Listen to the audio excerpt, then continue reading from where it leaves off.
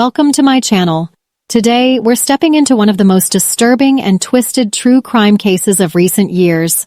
A case that shattered lives, exposed dark manipulations, and left a chilling reminder of how betrayal can come from where you least expect it.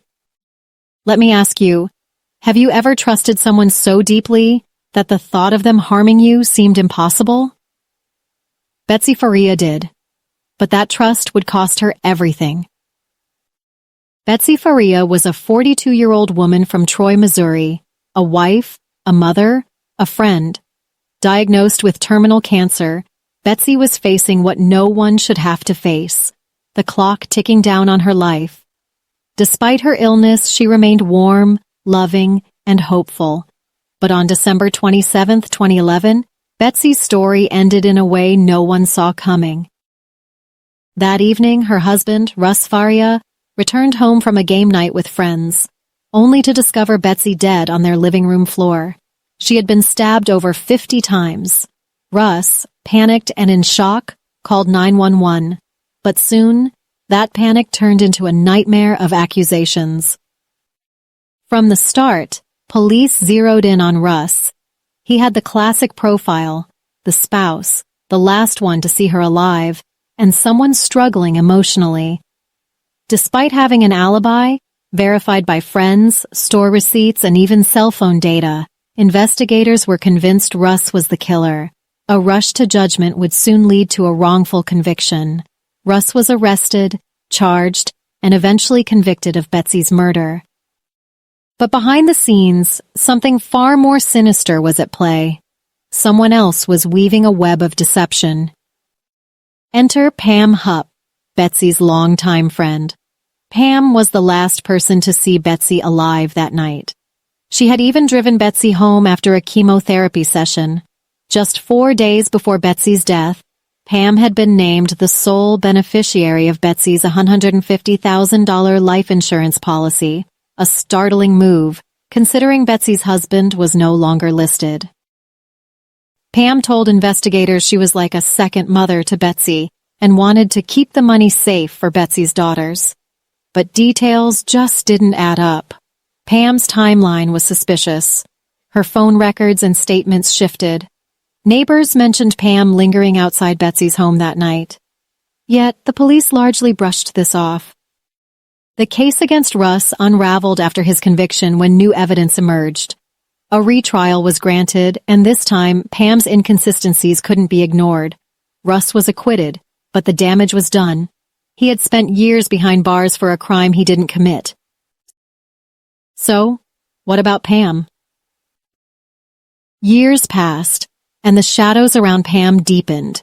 In 2016, she lured a man with disabilities named Louis Gumpenberger to her home under the guise of being a Dateline NBC producer. There, she staged a fake attack and shot him dead, claiming self-defense. But investigators quickly saw through the ruse. It appeared Pam had concocted a bizarre plot to frame Russ Faria yet again, trying to make it seem like Russ had sent someone after her. Eventually, Pam was charged with the murder of Louis Gumpenberger, and in 2021, prosecutors finally charged her with Betsy Faria's murder as well. Who is Pam Hupp? Some describe her as a master manipulator, someone who could wear the mask of a caring friend while hiding calculated cruelty. She exhibited signs of a person skilled at gaslighting, someone willing to fabricate elaborate lies and manipulate trust to cover her tracks. Pam Hupp is now serving life behind bars for the murder of Louis Gumpenberger, and in 2021, she was finally charged with the murder of Betsy Faria. But what drove her? Was it money? Was it jealousy? Or something deeper, a dark need to control and manipulate? Betsy's tragic death and Russ's wrongful conviction aren't just horrifying events. They are cautionary tales about misplaced trust and how hidden dangers can hide behind familiar faces. So, what lessons can we take from this case to protect ourselves and those we love? Safety and Awareness section. First, be cautious with sudden changes in legal or financial matters. Betsy changed her life insurance beneficiary during a vulnerable time.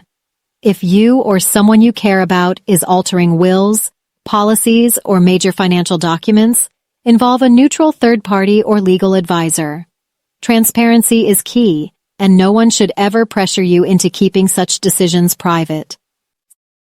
Second, watch for red flags in personal relationships. Pam's behavior should have raised alarms, inserting herself too deeply into Betsy's life and financial matters, discouraging outside involvement, and creating a dependency. Beware of individuals who isolate you emotionally, especially when power, money, or major decisions are at stake.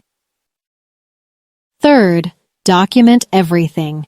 Always keep written records of agreements, particularly when it comes to finances, inheritances, or major life decisions.